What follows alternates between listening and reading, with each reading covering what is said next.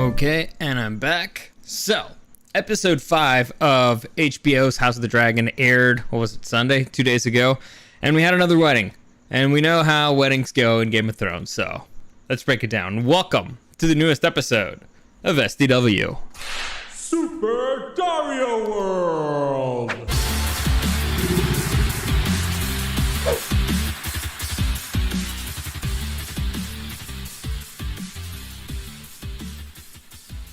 So, interesting stuff. Overall, again, another good episode. I'm not sure where I'd rank it yet. I need to think about it a little, but it was enjoyable. It was fun. I was straight up having a good time while I was watching it. And also, I came to a decision. So this is just completely, has nothing to do with the show. But I'm gonna stop doing the Lord of the Rings reviews. Yeah, I decided it. What was it? The Rings of Power. Not enjoying it. Not having fun. Not having fun doing reviews. So I'm not even sure if I'll even keep watching the show. I liked all the Elrond stuff. I like all the things in Moria, but that's pretty much it. The thing in Numenor is ridiculously stupid. The things with Galadriel sucks. And all the things in Moria suck. So I might even give up on the show completely. I don't know, but the point is, for now, not reviewing it. On the other hand, Cobra Kai, awesome. I'll do a review of the newest season soon, but it is epic. It's awesome. It's hilarious. I loved it. But okay, let's get into House of the Dragon. So again, episode 5. Let's get things ready here like we usually do. Let's open it up. So the episode begins with us seeing Driftmark, the house, the king, well, the castle of House Velaryon and all that stuff. And I'm sorry. I'm completely wrong. I skipped too far. Seeing Runestone. So for those of you who don't know, Runestone is in the Vale. For those of you who don't know where the Vale is where House Aaron is, the Eyrie, where the castle that basically where Tyrion gets captured and he's put in a cell where he can fall off a cliff, whatever. It's the really high castle. That one. That's the Eyrie, and that's where the Vale is, and Runestone is one of those castles. Anyway, so we get to see a couple of Royces, just riding around, having fun, and it turns out that this is actually Daemon's wife. I forget her name, but Daemon calls her the Bronze Bitch. The House Royce is actually a pretty important house in the books. It's weird because I wouldn't say massively important, but there's let's say very intriguing things happening around House Royce. The very first chapter of the first book of Game of Thrones actually has a Royce in it. He is I forget his name, but that kid is a badass. It's honestly the first chapter of Game of Thrones. I highly recommend you read it because it's, if you guys remember how the show started, it's exactly the same thing. A bunch of Rangers going across the wall and facing against White Walkers. They have no idea what they're up against, who they are, or what are these things attacking them. But it's that. And anyway, so this kid, you're watching everything through the perspective of the guy who ends up losing his head. You guys remember one of those guys runs away and then he gets captured because, again, he was a deserter of the Night's Watch. So if you're a deserter of the Night's Watch, you get killed. And so he gets captured by Ned's men, and Ned has to end up, cutting his head off. Anyway, so everything in that chapter is from the perspective of that guy. And so you get to see one of the Royce characters, and this guy is just like a total douche. Like, clearly, dude grew up with a silver spoon in his mouth. Who knows what he's doing at the wall? He came in and he's immediately like a captain or something. So they're very jealous of this guy. And then when the fighting starts, this dude is pretty much by himself. So again, the douchebag Royce is standing there by himself, and he turns and he sees a White Walker. So this creature of mythology, this mythological being who looks super weird, has a really bizarre weapon on his hand. And by the way, okay, in the books, the White Walker is what would be the others. The others is what would be the White Walkers. The White Walkers are the zombies. The others are, the Night King and stuff. So just anyway, so he comes across one of the others. So again, creature of mythology, super bizarre weapon on its hip. Never seen it before.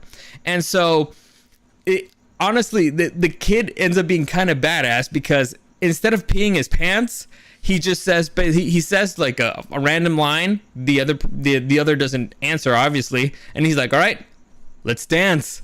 And so you're like, oh man, I kind of like this douche guy. He's kind of like a Chad. I kind of want him to win because he had cojones. Anyway, so as you guys know, he ends up getting dead.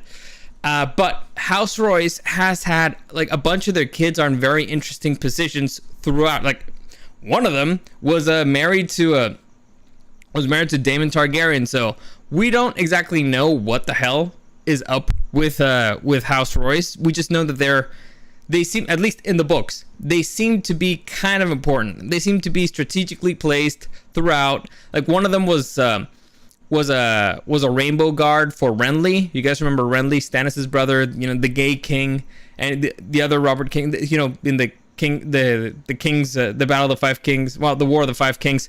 That guy, he was one of the guards. So again, very strategically placed. Does this have to do anything with anything? No, but okay, I just wanted to share that. Gus Becerra, what up, kid? I honestly was expecting Red Wedding 2.0. Nah, it's too early. It's too early for it, and they already did the Red Wedding, so they had to do something different. And we'll get into that. Anyway, so long story short, so we're seeing these two characters, and apparently the bronze bitch is going out for hunting deer. All right, so she's going out hunting deer. She already has a few quails, so clearly she knows what she's doing. Except, you know, she's looking for deer in quail country, which I don't know how that works. And so she comes across this random stranger on the road, this cloaked individual, which could be an assassin or whatever, and or a Jedi. And it turns out that it's Daemon, and Daemon, without saying anything, she walks up to her horse, and she ends up falling off the horse. Why? Because she thinks that Daemon's gonna attack him, and so she's trying to pull back the horse. It ends up throwing her off. Now, her plan was, my husband's approaching me. He's not saying anything. I'm pissed off. I'm gonna grab my bow. I'm probably gonna grab an arrow, and then I'm gonna point at him and do something. It seems kind of stupid, but listen, it's a plan. I would have just, you know, turned the horse, hit him with the horse probably, and then run away. Like that's to me, that's more of a better strategy, but whatever. This is not about me right now. Anyway, so she ends up falling off the horse, and here we have a lot of problems. And mainly the biggest problem, the thing that I've been complaining about incessantly with this show, is they keep making Daemon look like a bitch. And so here, the girl even says like, oh yeah, like I'm your wife, you've never betted me or something. So by the way, in Westeros, in weddings, the way that they handle weddings, at least in every single one pretty much that we've read, except Tyrion and Sansa, but every single wedding that we read, at one point of the wedding, all the girls grab the groom, all the guys grab the bride, they strip him naked, they put him in a room, and they watch him have sex to make sure, that they've sealed the deal.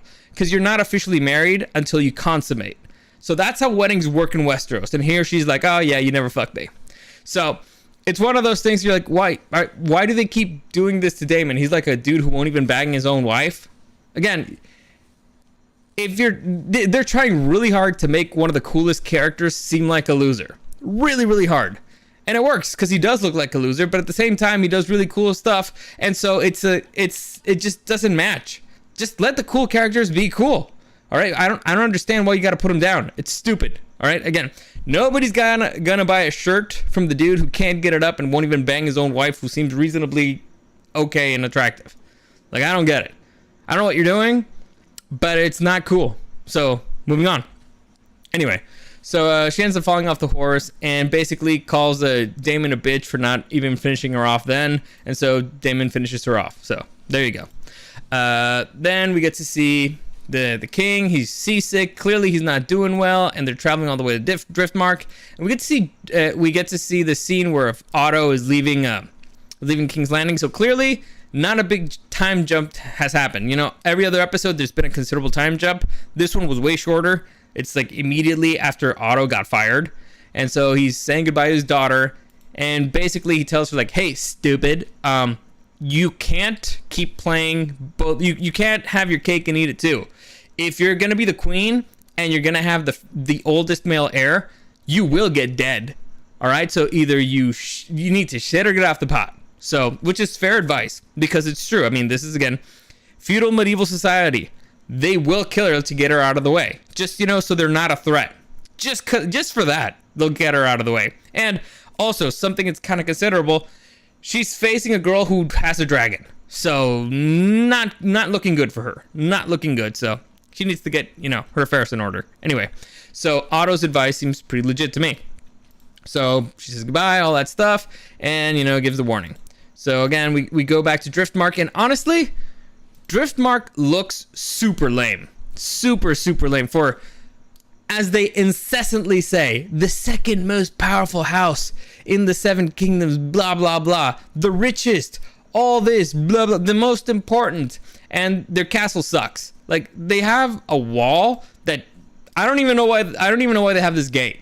Like, why even have this gate? It's the stupidest thing. Why? Like, you could just literally walk around it. That's like a cartoon gate. I don't get it. It's stupid. The castle looks crappy. Everything looks crappy. And they did something that's just wild. They did not come out to greet the king. I was watching this and I was just like, what the fuck is happening? How did they not come out to greet the king? Again, the king of Westeros is honoring you by going all the way to your house. Normally, the king would summon you to come to him. All right, you come to him. He's giving you that honor. Again, this is feudal medieval society. And you are not even meeting him at the door? Are you crazy? I need you, again, go back to the very first episode of Game of Thrones when Robert Baratheon arrives in Winterfell and everybody and their mother is out there greeting them, and Ned has all this entire house out there, even his bastard out there ready to bend the knee, everything. This is just madness. This is massively disrespectful for the king showing up to your house. Supposedly, by this point, he should kind of know or expect what's about to happen. So this is wild. This is not a good way to start a relationship with your future in-laws. So terrible, terrible thing here. I don't know why they did it. Honestly, it makes no fucking sense because it puts the Velaryon house immediately in a bad negotiating position. Yeah, you catch more flies with honey, guys. I don't get it. I don't understand. It's stupid. But anyway, they did it. So let's move on. We get to see Laena here, who apparently grew up. We get to see the Prince Tristan. I don't even remember his name. I don't even care about the guy. We go back to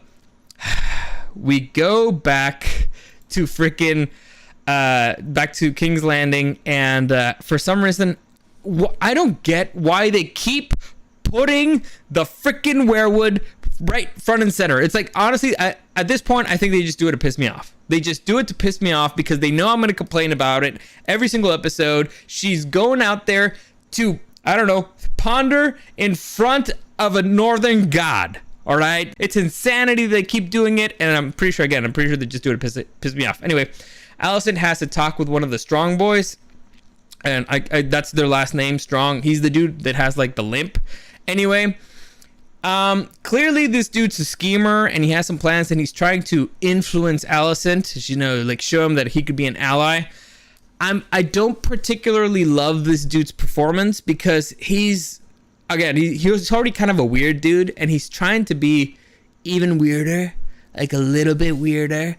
And honestly, based off of my experience, most of the people I know that have a handicap, they try kind of hard to hide it. So he should be trying to act like, go out of his way to appear normal, and that would kind of make him even more stand out even more. That's at least how I would have done it. So again, he made a choice. I don't agree with the choice. I'm not saying it's good or bad. I'm just saying I don't really like the choice. Chuck Dominguez, I was wondering the same thing about what? You're wondering the same thing about the werewood, about not disrespecting the king, about what? Anyway, I'll keep going while you write that down. Anyway, so basically this dude's like, hey, you have a friend in me. Next, Alicent clearly ponders that particular idea.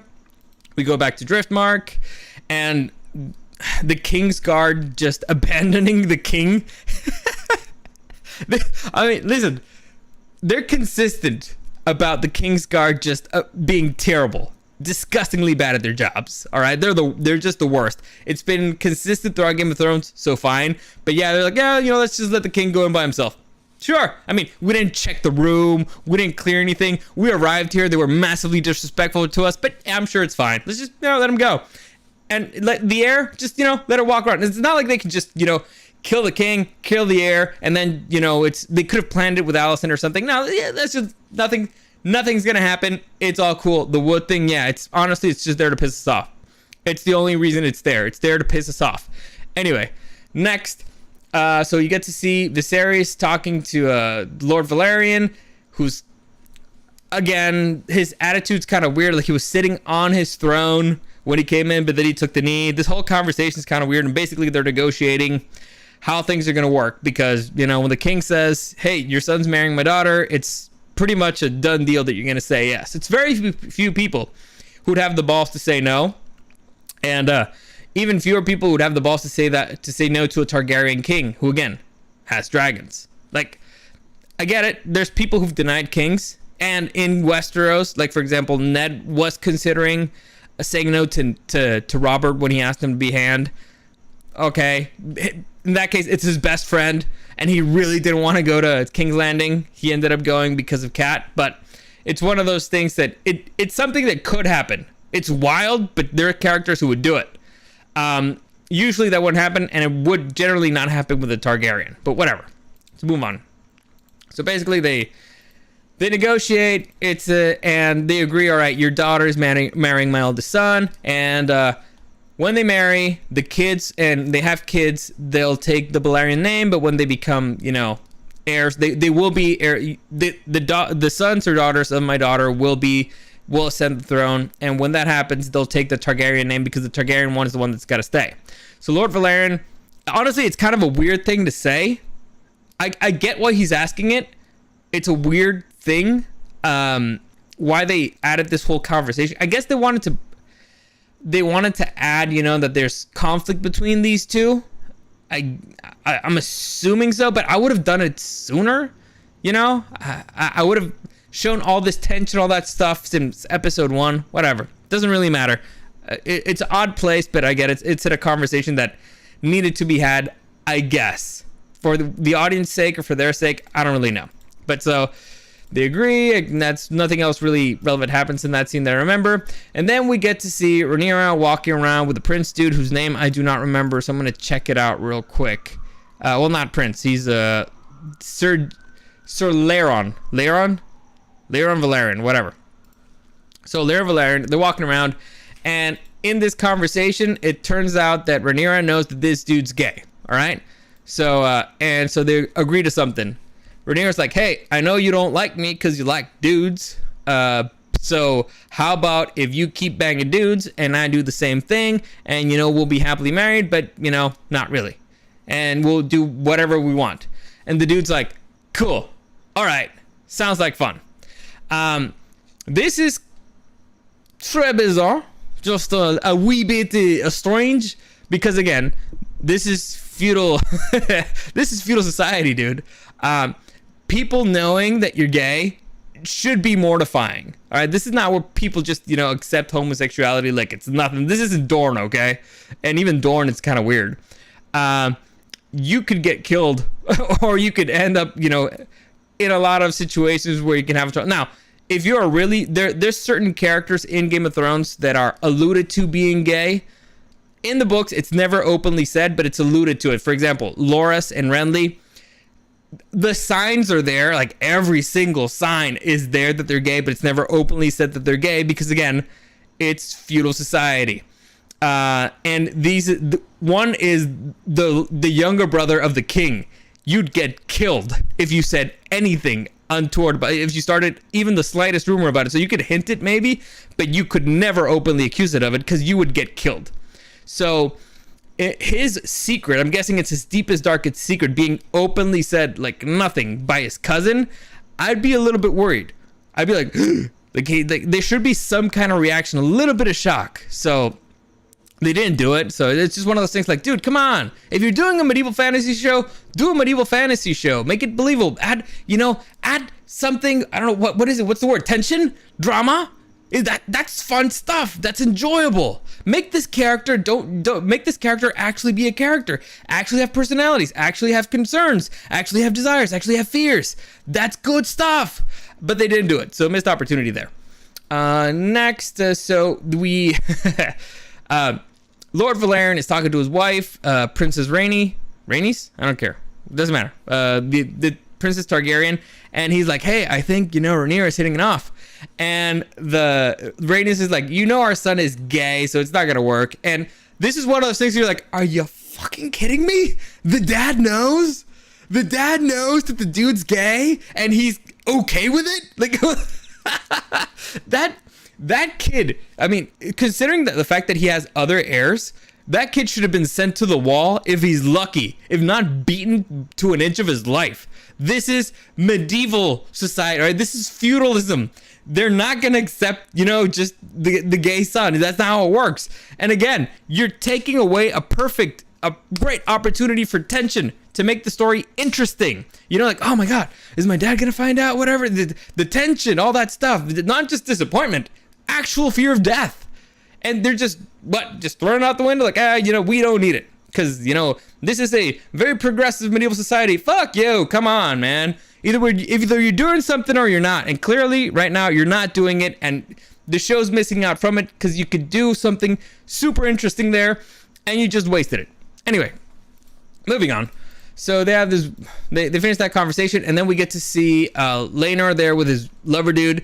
And again, you know, ripping your hair out. Like, the parents know that the kid's kind of gay, and they let him hang out with his boyfriend.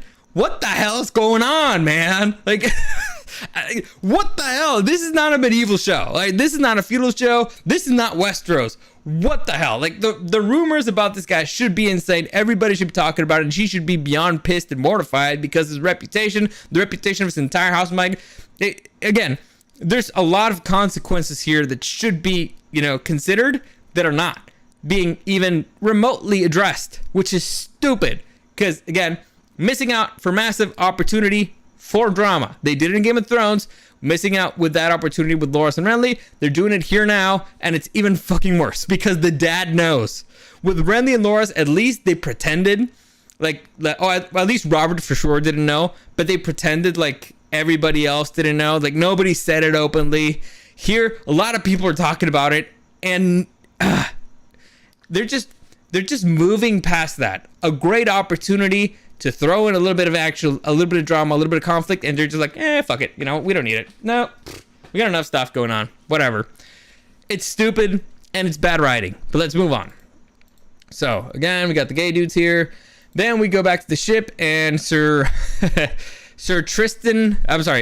Kristen Cole goes up and talks to Rhaenyra. Again, our poor boy, the raped Kristen Cole. You guys remember he got raped in the previous episode by Princess Rhaenys. Anyway, he goes up to talk to her, and bless his heart. Honestly, I feel really bad for this guy because the dude bears his soul to Rhaenyra. He's like, basically, the dude's a total idiot. Okay, he's a complete and total moron.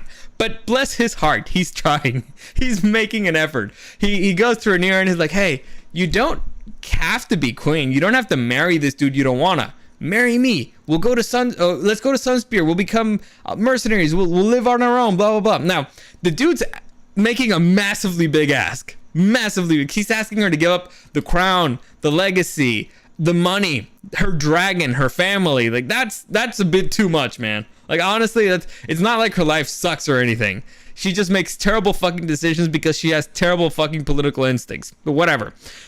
Bless your heart. I mean, you got raped and you're like, oh my God, I'm in love with this girl because she made me break my vows. I get it. It messed with your head.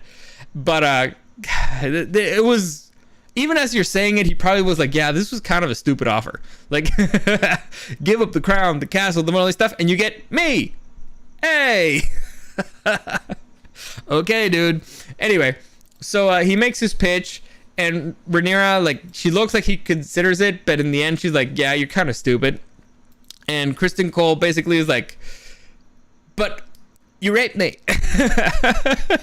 I mean, he doesn't say it, but he kind of lets the mask down, and he's like, all right, so I broke my vows, like my vow of chastity, which kind of confirms my theory that this dude was a virgin. He was a virgin, and then he got raped by Rhaenyra. So, makes, again, Rhaenyra, fun, but holy shit, not a good person. Anyway, so and just to reiterate that point, so the reason this guy got hired, like, specifically, is because he was supposed to be Rhaenyra's bodyguard, because her bodyguard, well, not her bodyguard specifically, but her Kingsguard, the one that was with her the most time, he got promoted to commander of the Kingsguard, and so they needed somebody to replace him, who would be the guy who's looking out for Rhaenyra most of the time. And out of all the candidates, the people who chose the candidates is the commander of the Kingsguard, the dude who was her former bodyguard, and the King's Hand, Sir Otto Hightower, who has a daughter who hangs out with her a lot. So you have two people out of bringing in all the choices that they knew would be taking care of a princess. So they would probably pick a guy who's, has an impeccable reputation, who's got his vows, in check, everything. So they would probably double, triple check to make sure who they're hiring, who's even an option to get hired. So again, this guy was probably very much a virgin when he got there, because he wanted to follow. He had his dream. He wanted to follow. He was willing to sacrifice everything else, his entire life, just to become a Kingsguard. He sacrificed sex, money, property, everything else, everything in his life except his skill with the sword, or with a morning star, or with a flail, like we see in the show. And then the princess ends up raping him, and everything goes to shit. So I get why this guy's kind of messed up. I feel for him, bless his heart. And it just makes Rhaenyra that much worse. And this just way more fun for me, because every single time, honestly, I'm just watching the show, every single thing that's happening to him is like, yeah, man, you got raped. I get it. It messes with your head, and it shows. So at least I feel happy that they acknowledged it, because when I said it last week, people were like, "Nah, you're exaggerating, blah blah." And now he's saying it, so it's like, "Ha ha, told you, he got raped." Anyway, moving on. So the conversation does not go his way, and he just leaves pissed. So they arrive at the castle, and the king kind of faints. And so, oh yeah, I remembered something. I forgot something. The clubfoot guy, he tells Lady Alicent that the king sent a tea over to the princess's room, which basically like a day after tea, the morning after tea, and Alicent started suspecting stuff, and so she summons Sir Tristan Cole over to her bedchamber, and basically she starts interrogating him about the night in question where Rhaenyra disappeared with Daemon. Now, the writing here and the acting was pretty clever, because Alicent is trying very hard not to say it specifically, or not to get too specific with things. They're like, no, well, there's rumors about, I don't even remember the way that she says it. My father received an accounting of unthinkable me to question the virtue of the princess, blah blah. So she keeps alluding to that, but she's not being specific. She doesn't say Daemon, she doesn't say you, she doesn't say anything, which is great writing, because usually when you aren't specific, other people end up filling in the blanks in their own head. So that's why sometimes the best lies are the ones where you don't lie. You just let other people think what you want them to think. You lead them in a direction, but you never actually lie. Those are the best lies. Or there's a way Stephen King says it, like there were lies, but there were good lies because they had truth in them. And so here, similarly, just you're letting the other person fill in the blanks. Anyway, clearly Sir Tristan Cole's, he's got the weight of the world on his shoulders. He's got this burden. It's heavy on his heart. It's heavy in his head. And so he ends up confessing to the whole thing, even though that's not what Alicent expected. And clearly from her face, she's like, what the fuck? And so she realized that Rhaenyra lied to her. So she's like, that bitch, I can't trust her anymore. And Sir Tristan Cole is like, listen, I'm sorry. Can I just, request that you kill me quickly? Please don't torture me. It's just like, can I have the mercy of a quick death? My life sucks already. I got raped. It sucks. I broke my vows. I'm not good for anything anymore. Everybody hates me. I hate myself. The queen will run away with me. It's like, can you just kill me? and Alicent's like, yeah, you can go. And so he's like, well, shit, I'm not gonna ask twice. So he just leaves the room. All right, okay. Poor Tristan Cole. So he leaves, and here we see Viserys clearly not doing well. He's been sick throughout the episode. He's been coughing, and as you guys know, coughing is never a good sign in anything. It's like whenever a character coughs, it's like, oh yeah, that character's dead. So fortunately with Viserys, we've seen this, slowly progressing throughout the series, and at least, it didn't happen, you know, that is not coming out of the blue. So again, what's happening to Viserys is something that nobody really knows. Probably only George R. R. Martin knows. There's a lot of rumors in the books, and there's, you suspect a lot of stuff, kind of the same way that stuff's alluded to, in the same way that, it's alluded that some people are gay or not, but whatever. The point is, Viserys, straight up, not looking good. They're trying everything, and so while they're doing that, they're negotiating matters of state. Viserys thinks it's weird that Alicent has not shown up, to say hi. And now, this is actually pretty weird. She saw the king faint, and she didn't go out there. So, this is interesting. This is either the mask is falling, because Alicent, her weapon has been kindness. She's been kind, she's been loyal, she's been nice. And here she went completely the opposite. So, the mask is falling, or she made a decision, and the decision is like, all right, I gotta be strong. I gotta be a badass. Or maybe she's, mad at the king because, she fired her dad, which is also acceptable. It's understandable. Like, if I fired my wife's dad and she's pissed at me, I'd be like, yeah, well, I fired her dad. So it kind of makes sense. Anyway, moving on. So Viserys is not looking good. But again, we have this great scene where he's wondering, like, will I be remembered for this? Will I be remembered for that? How will I be remembered? And honestly, the casting and the writing for Lord Strong here, the Strongs, by the way, great casting, great performances, is phenomenal. Because he's being honest. He's kind of trying to make him feel better, but not lying to him. It's like, no, like, there will be no song sung about me. Like, I never had I was never tested. And he's like, well, maybe, some people would consider a peaceful life to be an even greater reward. Like, which is true. A peaceful life is a greater reward. And it's kind of one of the themes of the books of the Song of Ice and Fire in general. The biggest overarching theme in the Song of Ice and Fire and Game of Thrones and all that stuff is that war sucks.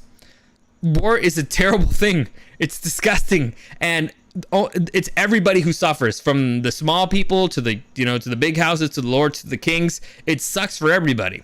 So he's kind of right. They gave him the role of expressing, like, yeah, peace is actually a good thing. You should not be ashamed about peace. It's probably the greatest accomplishment that any leader could do, is to be the herald of an age of peace. That's a good thing. Those are the happy endings. Most things, most stories, most fairy tales, most, the hero's journey, the happy ending is, and they lived happily ever after in peace, or whatever, or the kingdom thrived in peace and prosperity. I just finished Fire Emblem Three Kingdoms, and I read through most of the endings, like all the options, because, I picked one, and I want to know what happened in the other one. So I was going through them, every single one. It's like they reigned in an age of peace and prosperity. Peace and prosperity. Peace is the goal. So peace is not a bad thing. Now, here comes the tragic part of this, because we know shit's going down. We know shit will go down. So it sucks that peace will end with him, or it's looking like it's going in that direction. And so I feel like he can kind of sense it. And so he's trying his best to not make it happen, but he's worried because he thinks his legacy won't be one of, oh yeah, he was a good king that, made the land prosperous and didn't cause any drama. He can feel it. And it's torturing him in a way, which is, again, it's not openly said, but you can see it again in the performance. You read it in between the lines, and that's good stuff. That's, again, interesting writing. That's an interesting political drama. That's good stuff. I like it. I enjoyed it. And the performances were fantastic there. So next we get to see the Valyrian fleet arrive in King's Landing, and the wedding starts. Everybody's happy, so everybody starts walking in. We get to see Lord Lannister show up, and Listen, I don't know why they keep trying to be dicks to this Lannister dude. No, I get it. He's a douchebag, but you kind of need him. He's one of those. He's not a douchebag that you can just be like, yeah, foo-foo. No, you kind of need him. His house might not be. He might not be, like a Valyrian, the most important house, which is the castle who doesn't even have a fucking wall. But it's still an important house. They have a lot of money, and so you might want to not be a dick to him. At least, Maveri laugh a little at his joke. Like, I get it. Viserys laughed. He smiled amicably. But Rhaenyra just could not... she could not hide it. That she was, the disgust in her face. Which is, again... Rhaenyra's problem is that she has terrible political instincts. Terrible political instincts. Like, she should be, all right, I'm marrying somebody else, but I'm going to need this person. Like, I'm going to be her queen. I kind of need him on my side. So you would think she would try to turn on the charm a little bit, you know? Maybe like, oh yeah, like, Lord Lannister, you jest too much, ha ha ha. And he'd be like, oh, well, and whatever. Doesn't really matter. And it got me thinking also, like, how terrible, you know, Rhaenyra's political instincts are. And I was thinking back to last episode and her cutting short, you know, her tour of, you know, meeting all the potential suitors. That was a perfect opportunity for her to start making some allies, right? You know, making some contacts, having her face out there, all that. And she cut it short. Now, I need you to understand what that means. This is, once again, in case you guys forgot, a medieval society. It takes you quite a while for information to get from place A to point A to point B. So if the tour was announced and you planned on going, I don't know, let's say you are a Blackwood and you decide to go to Storm's End to go meet the queen, it's gonna take you a while to get there. A few days, a few weeks, a few months, and in that time you're probably not gonna be, you know, hearing the news. You're not gonna be up to date on everything. So imagine you're halfway to the castle where the prince is supposed to be, for your opportunity to maybe, you know, shoot your shot, see if she wants to marry you, maybe at least consider, maybe you get a little bit of favors there, you know, at least have the queen see your face, the future queen see your face, you know, try to get a few political points there, maybe get an appointment there, maybe get your daughter to be a part of her court, you know, like one of her maidens, something. And then you're halfway through, or you get there and you find out, oh yeah, she canceled. You know, like, yeah, she says it's not here.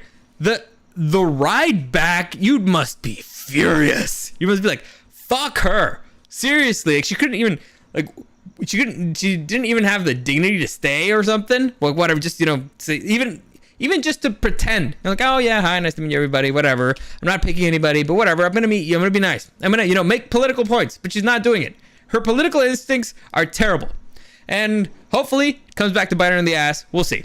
Anyway, like, if they do that thing where, like, all of a sudden everybody loves her, yada yada yada, blah blah, that's bullshit. It's coming out of nowhere. You need to make characters earn things, okay? They need to do stuff. She's doing the opposite. She's only making enemies, which makes no sense, because at this point the evidence should be abundantly clear to her that nobody likes her. All right, there's more than enough evidence for her to see, like, hey, yeah, nobody wants you as the heir. So she should be working extra hard so that people like her, but she's not. So whatever. Let's move on. The Royce dude from the beginning of the show shows up, and he basically gets, you know, shown up by the Valerians showing up, and they walk in the entire house. Apparently there's a lot of them, and they come in and they take their seat of honor, you know, at the dais, you know, the table of the king in honor of the people who are getting married.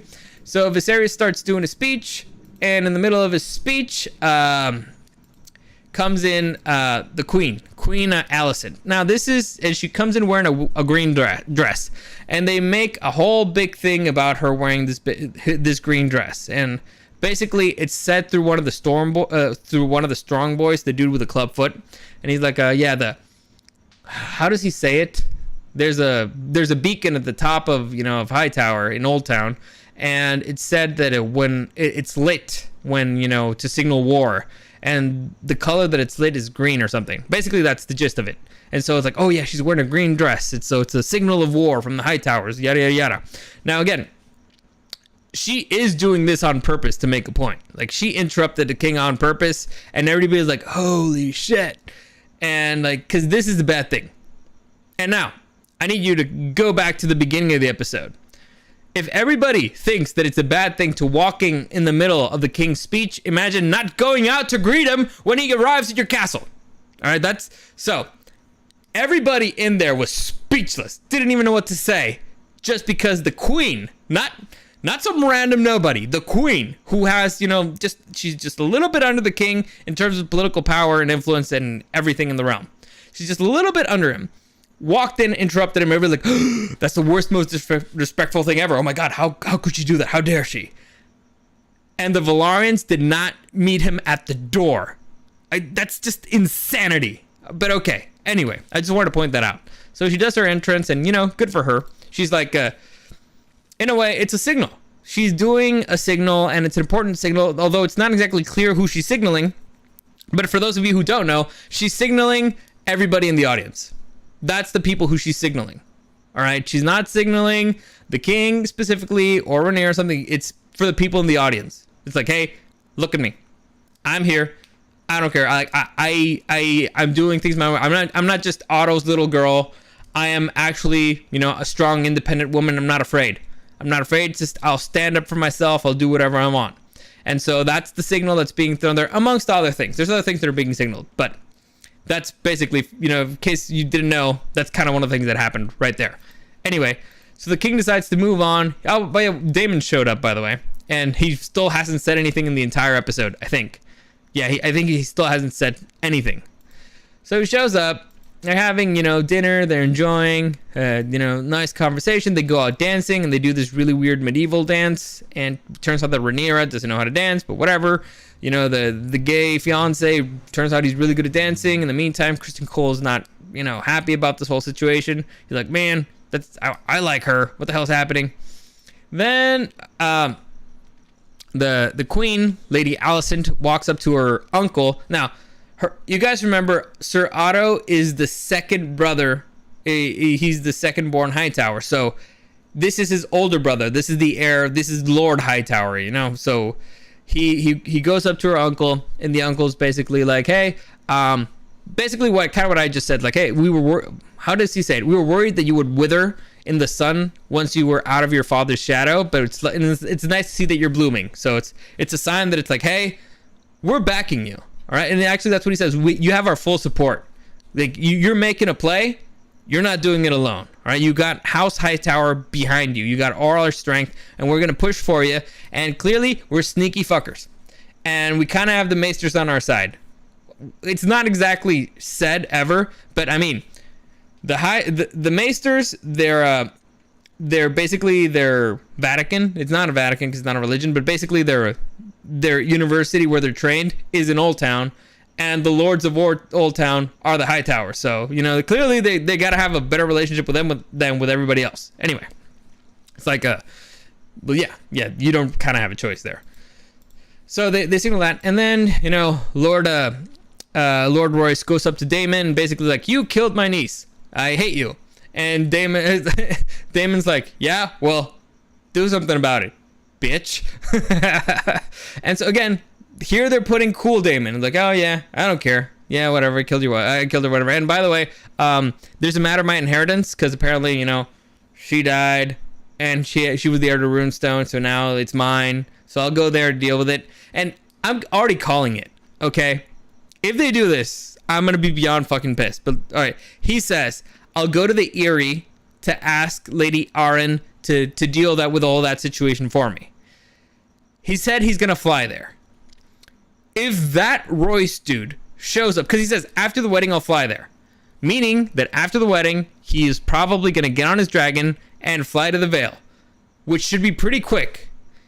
If the Royce dude shows up in the Vale before Daemon does, I'm gonna lose my fucking shit.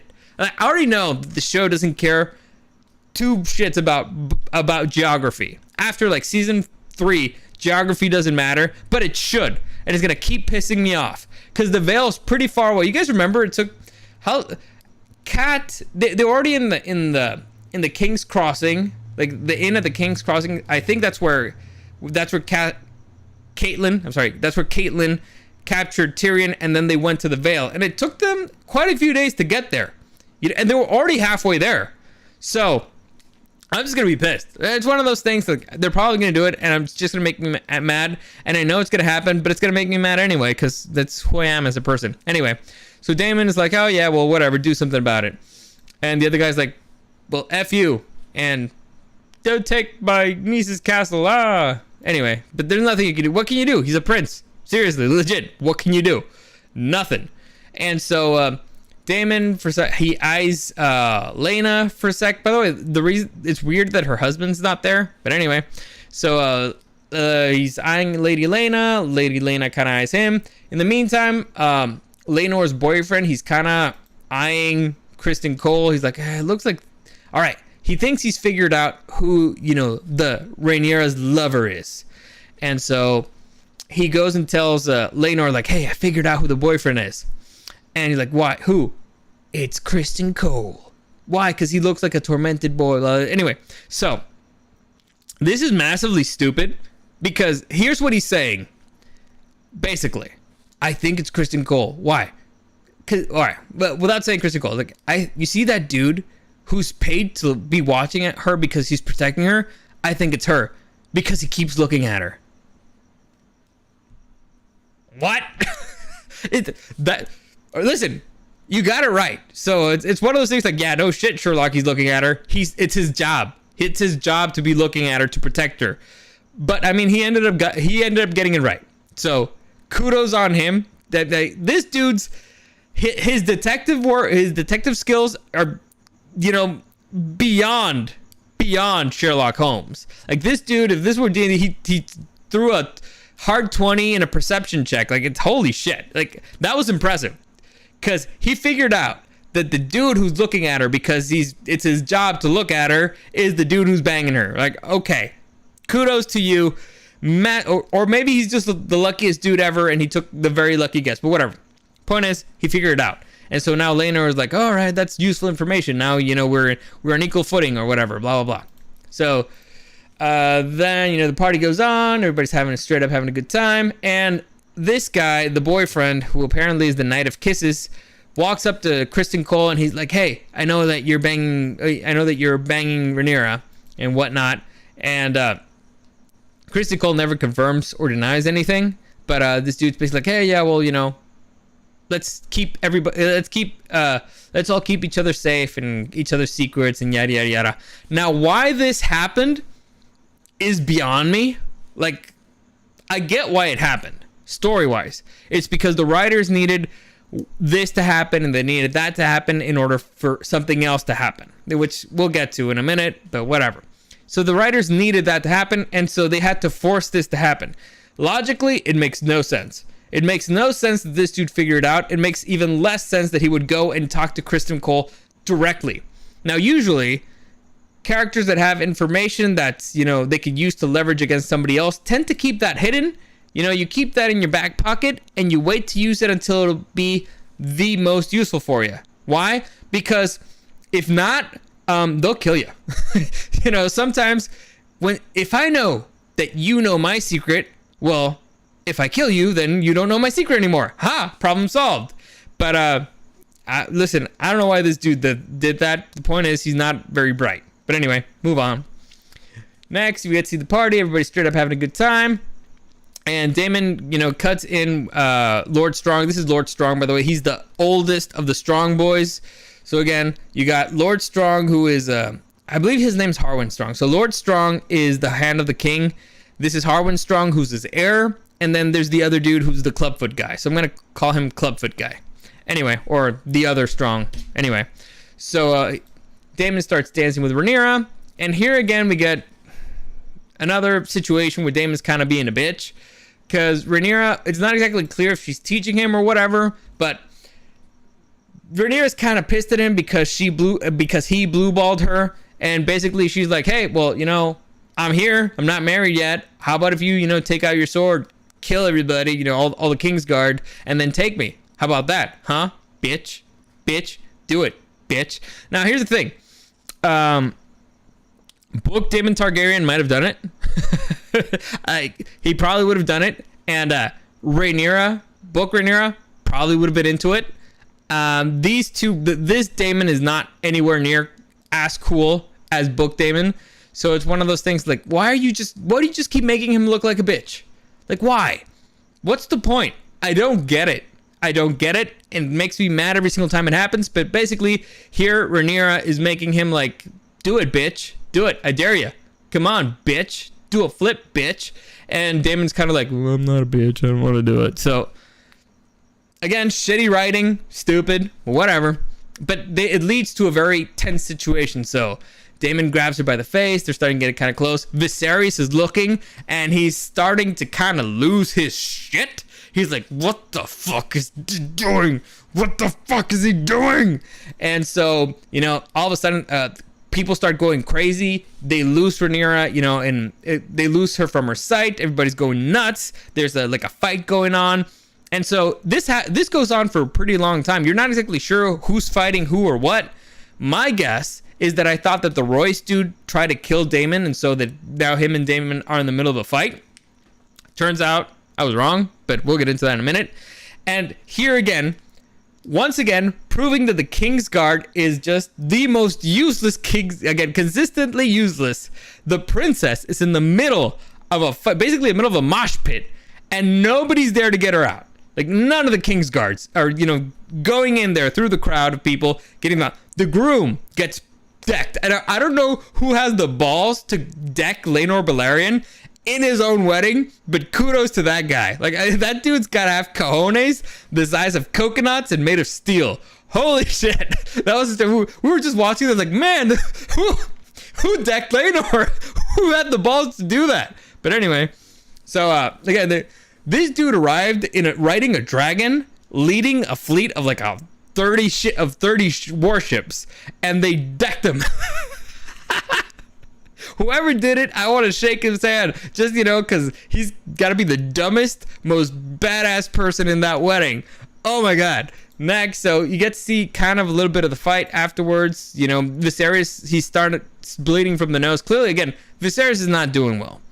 He's having a lot of health issues, and it turns out that the fight was between Kristen Cole beating the Knight of the Flowers to death. And now here is again where we go to a little bit of bad filmmaking, or yeah, let's call it filmmaking. Anyway, let's call it filmmaking. So if you guys see, if there's a wide shot, you know, if the shot's expanded, kind of like here, let me see, like this one right here. Like I expect, you can see everything. The people are still moving around, going wild. They're pushing each other. They're shoving. They're trying to get stuff. You know, guards are trying to move. The other people are trying to get out of the way because there's a fight. They're not exactly sure what's happening. But if you get in close, the people around the fight, they're giving it kind of a perimeter, and they're in shock. They're like, oh my god.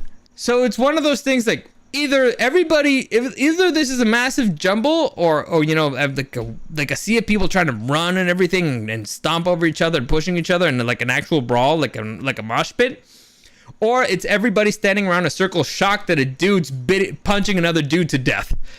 It can't be both. It's just kind of weird, you know? And so Kristen Cole punches this dude to death, which is wild. At first I thought that he had, you know, like gauntlets, you know, like metal gloves, which would be reasonable for a knight to be wearing, but no, dude did it, you know, with his bare hands. So he probably broke his fist, because I mean, he broke his fists probably, but it's one of those things like the adrenaline, he probably didn't even feel it.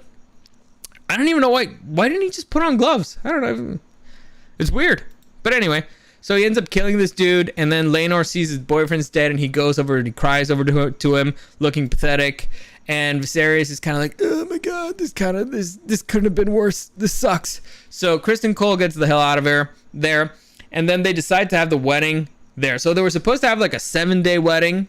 And instead they decided, you know what, let's just have the wedding now. And I want this, you know, because this was driving me nuts. I need you to see this right here. This is Alicent standing right there in the middle of the wedding. All right. And so while the wedding's going on, we see Kristen Cole walk out to the werewood.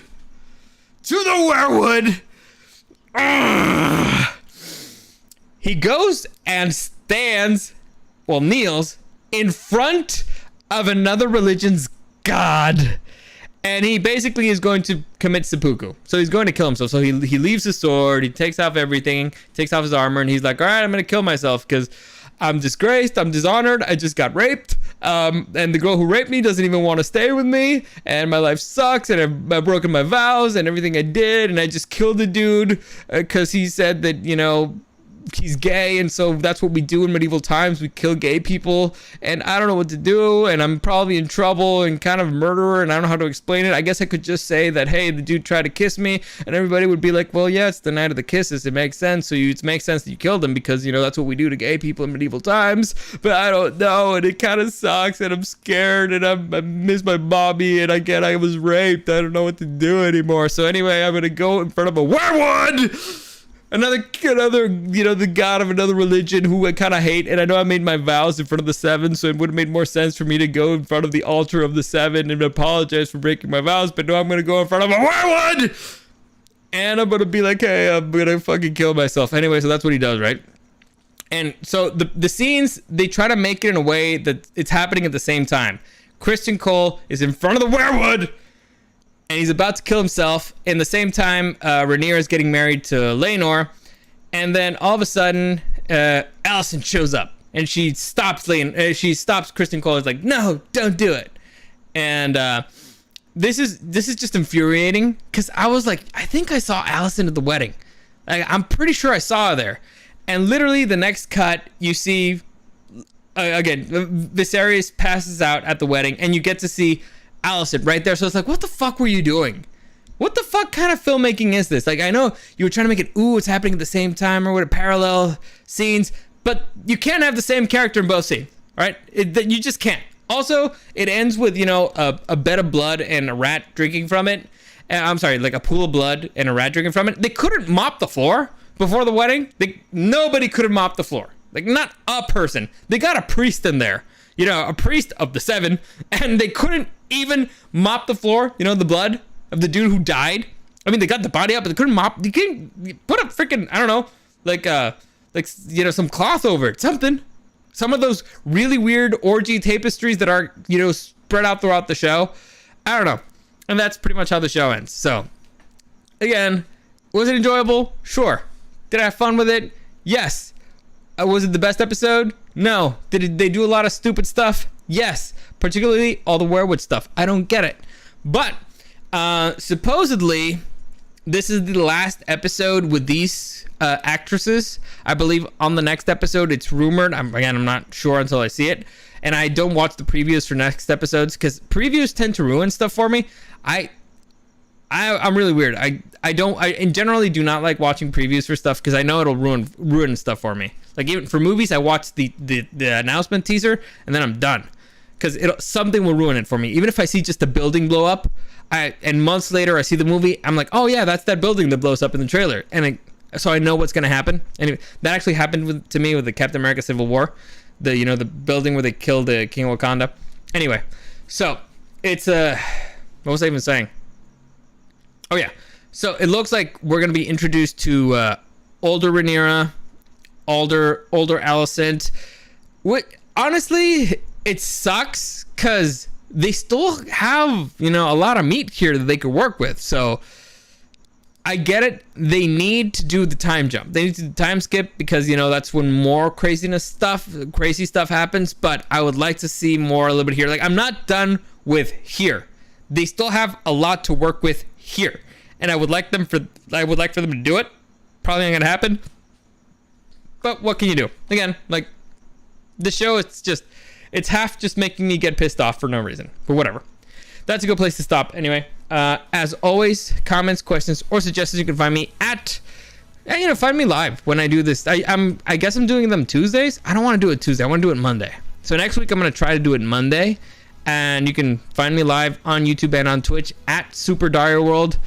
I don't know if I'll be successful. I'm probably going to have a stream. Yeah, I'm going to do my football stream with my kid brother tomorrow night. If you want to join me, again, easiest way for you to contact me is be part of the live chat.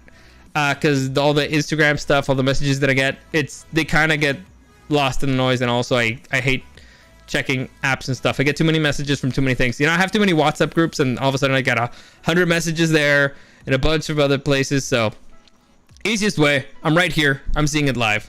Easiest way. Anyway, as always, thank you for joining me, and I'll see you again next time.